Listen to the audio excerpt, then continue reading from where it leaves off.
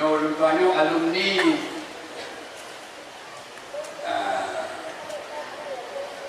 sekolah mata Belanda ni.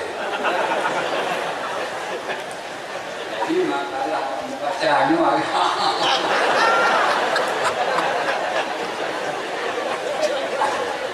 alumni mata Belanda.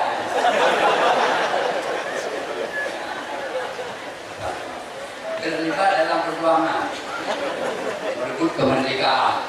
Tapi itu tidak pernah dikubur.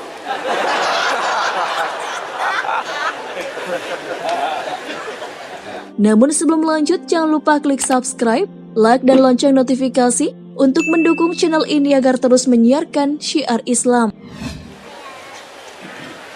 Assalamualaikum warahmatullahi wabarakatuh.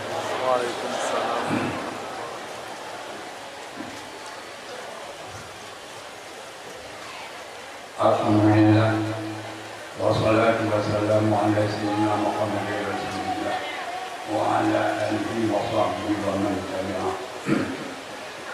Asyhadu an la ilaha illallah wahdahu la syarika lah, syahadatan tudkhilul jannah, wa asyhadu anna Muhammadan abduhu wa rasuluhu, syahadatan tudkhiluna fi syafa'ati yaumil qiyamah.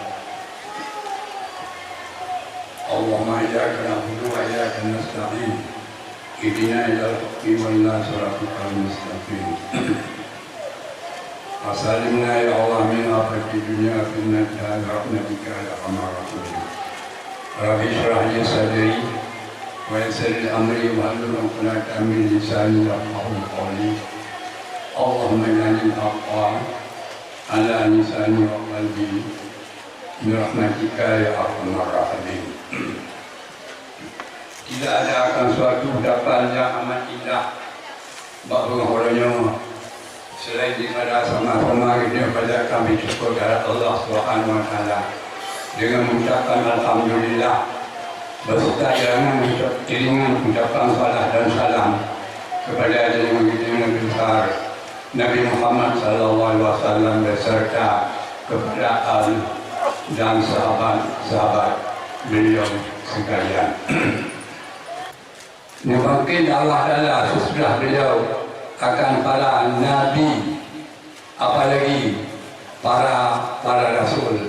Hanya beliaulah yang akhir bagi segala rasul, mengakhiri segala rasul dan mengakhiri akan segala anbiya yang bernaung di dalam syahadat Allah ilaha illallah wa anna Muhammadar Rasulullah. Alhamdulillah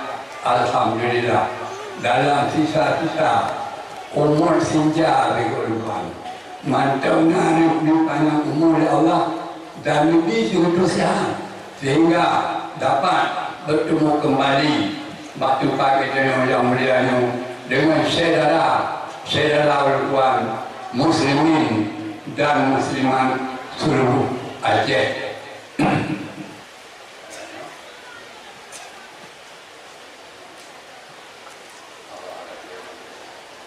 Rupanya alumni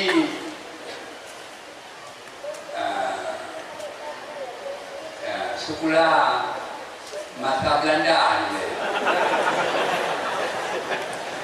Jadi masalah bacanya agak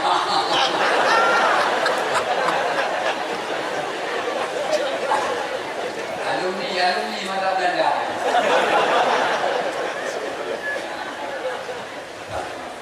Terlibat dalam perjuangan merebut kemerdekaan. Tapi itu tidak pernah dikubur.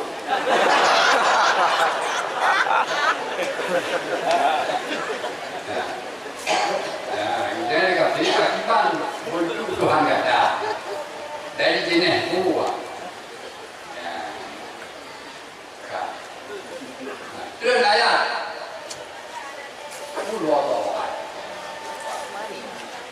sampai habis. Allah Samad, lam yalid wa lam yulad wa lam yakul lahu kufuwan ahad. Maka surat habis menurut tiga terus. Kasih.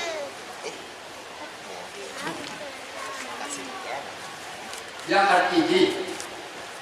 Lagi ya, masih ada. Tuhan Allah Ta'ala, Tuhan Allah yang bernama Allah, sifatnya Maha Esa, bukan Esa.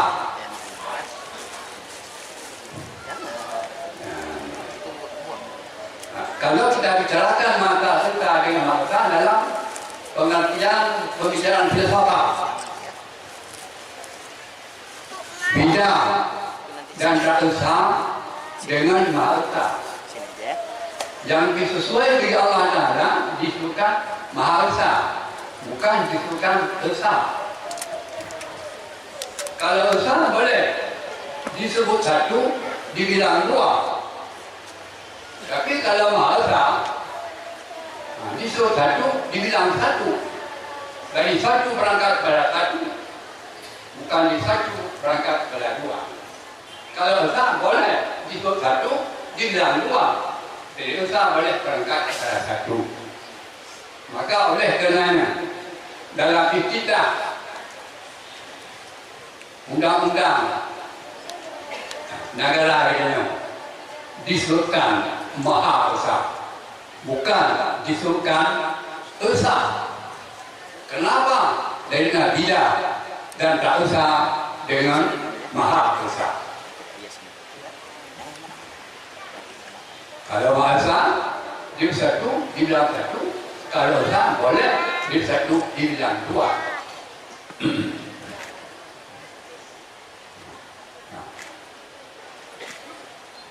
Sekarang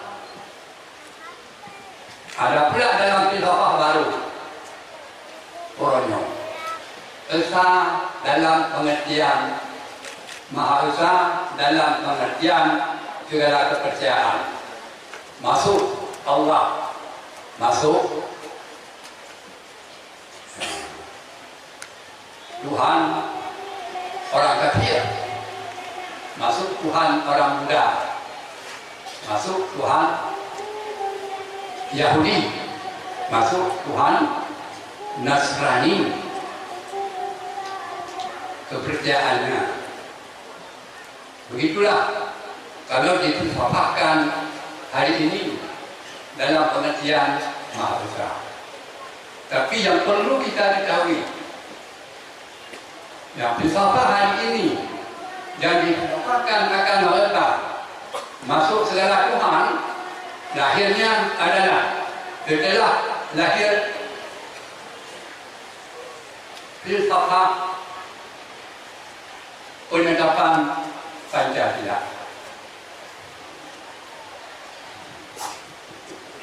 Ini bukan memperkatakan Pancasila.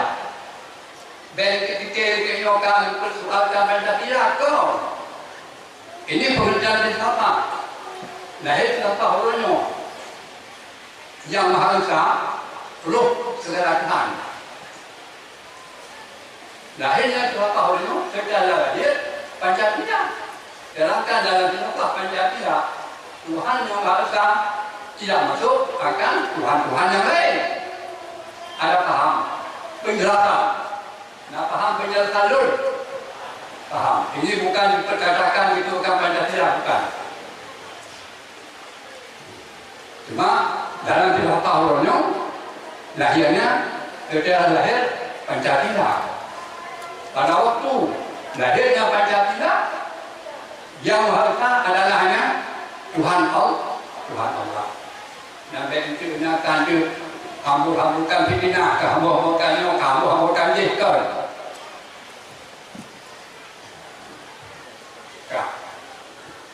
Perlu menjelaskan yang lupa, perlu menjelaskan. Jadi Pancasila ini harus dipertahankan. Sebagaimana hari lahirnya Pancasila, filsafat tentang hari lahirnya bagaimana? Begitulah yang dipertahankan Pancasila.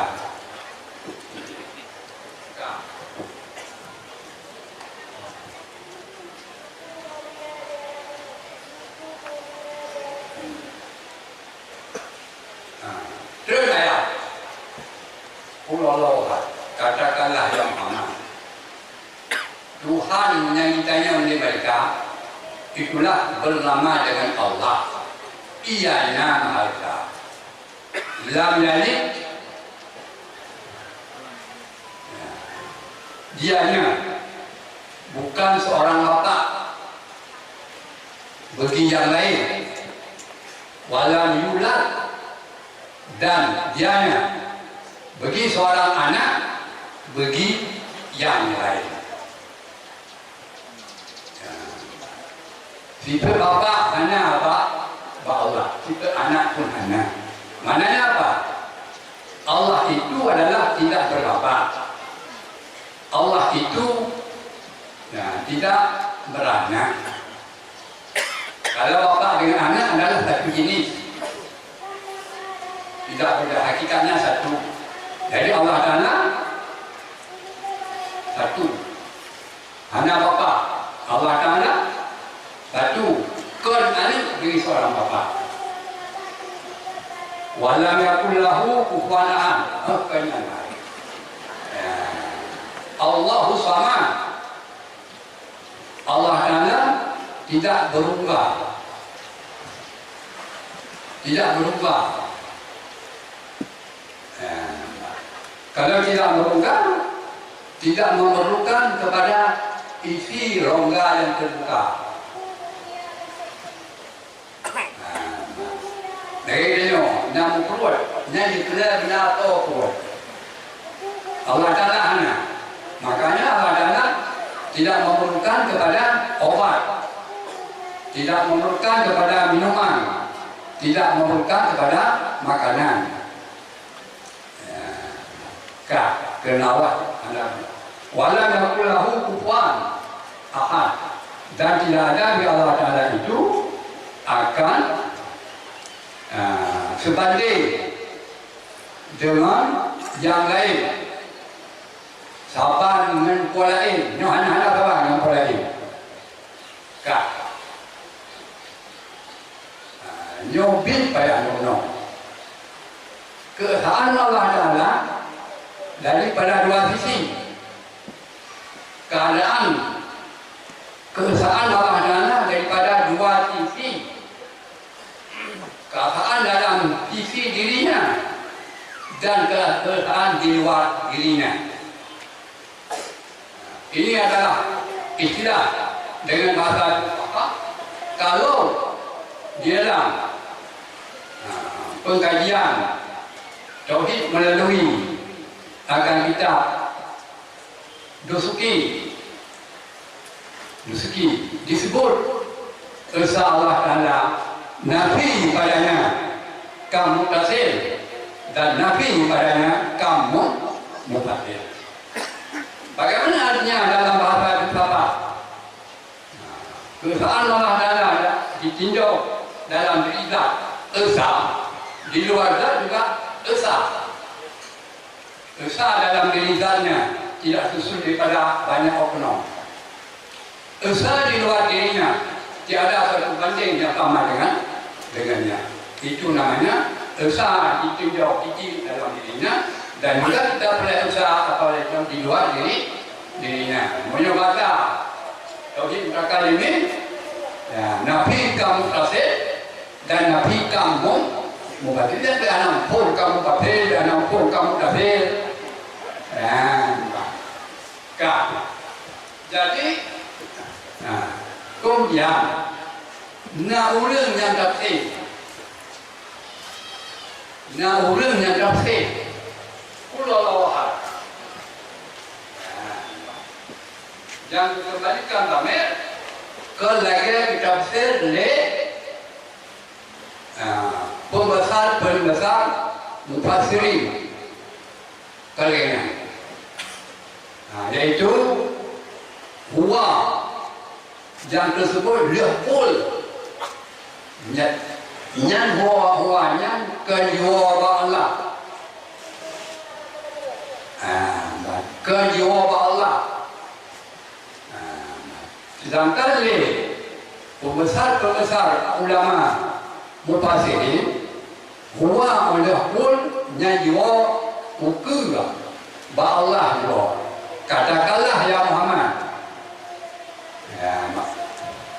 Tuhan yang ditanya oleh kafir berkata, Dan Godnan adalah Allah. Godnan adalah Esa. Ya. Monyo dalam istilah ilmu lugat. Monyo dalam istilah ilmu lugat. Nyo demang nyo berbuku dengan. Nyo nyo berbuku dengan. Monyo dalam istilah ilmu lugat. Wanyang itu lamer sa'nu. Yang istilah ilmu lugat. Lamer sa'nu. Arti lamer sa'nu, lamer yang yoga. Ke lamer yoga mengikut. Dalam ilmu lugat, huwa disebutkan damir. Tidak boleh disebut huwa kalau belum disebut marja. Anjir takun huwa mengerana marja, arti marja tempat kembali makna huwa tersebut. Ya, marja itu yang biasanya adalah tersebut di belakang huwa. Adakah marjanya itu disebutkan dengan secara lafzi atau disebutkan dengan secara maknawi? Nah, jadi dalam firman Allah Taala Qur'anno, dua, hanya disebut makna ulikut dengan secara lafzi dan hanya dengan secara maknawi. Kena diikut kul hanya menjawab kepada Allah, hanya menjawab kepada Allah, hanya menjawab kepada lain.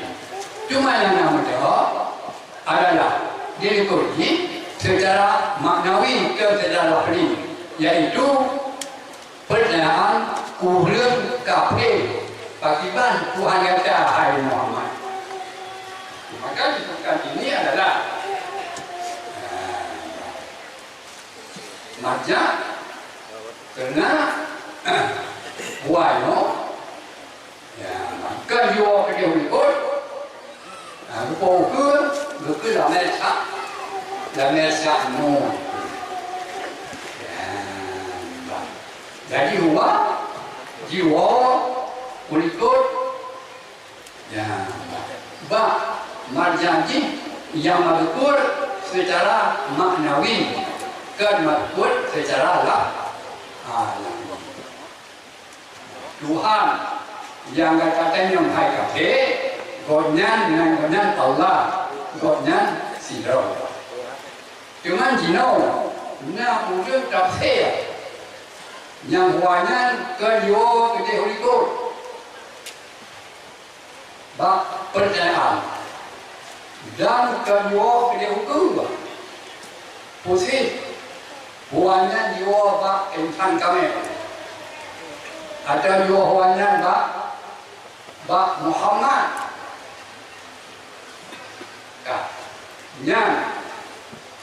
Yang baik-baik begitu yang buat tafsir tersebut menyalahi dengan ilmu lugat dan menyalahi dengan penafsiran kubbar mufassiri. Apabila mentafsirkan akan satu ayat yang menyalahi dengan ilmu lugat dan tiada hadis sebagai dipelingkan kepada mana yang lain dan menyalahi dengan penafsiran perbesar ulama mufassirin, disebutkan penafsiran itu syak kalau dijelik dengan menyalahi dengan penafsiran ulama mufassirin yang besar-besar. Tafsir itu adalah syak. Kalau syak tak dapat diterima untuk menjadi hujjah dan diancam oleh suatu hadis, man cadda fitnah. Barang siapa yang keluar daripada jamaah, maka dia keluar daripada kebenaran, melangkah kepada kesesatan. Kemudian apabila ini menyalahi dengan penafsiran dengan kaidah ilmu lughat.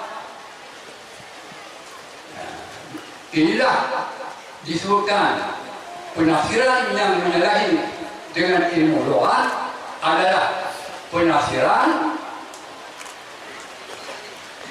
bil ra'yi. Perhatian, kalau penafsiran yang menyalahi dengan jamaah pembesar mufassirin disebut itu cat, penafsiran cat. Ada penafsiran sendirian yang diancam oleh hadis man cadza finnar. Kalau kita lihat diciri dari sisi menyalahi dengan ilmu lughat diancam oleh hadis man fassara al-Qur'ana bira'yih falyatabawa maq'adahu minan nar.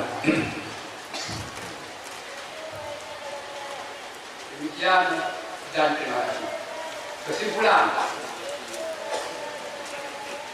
penafsiran dikembalikan kepada insan kami atau kepada Muhammad ini tertolak dengan ilmu lughat dan tertolak dengan kebanyakan penafsiran mufassirin dan diancam satu oleh hadis man cadza finnar, satu yang kedua diancam oleh hadis man fassara Quran hadis falyatabawa maq'adahu minan nar. Demikian dan terima kasih. Sebenarnya Napoleon ya, tapi hari ini disuruh lagi. Hai,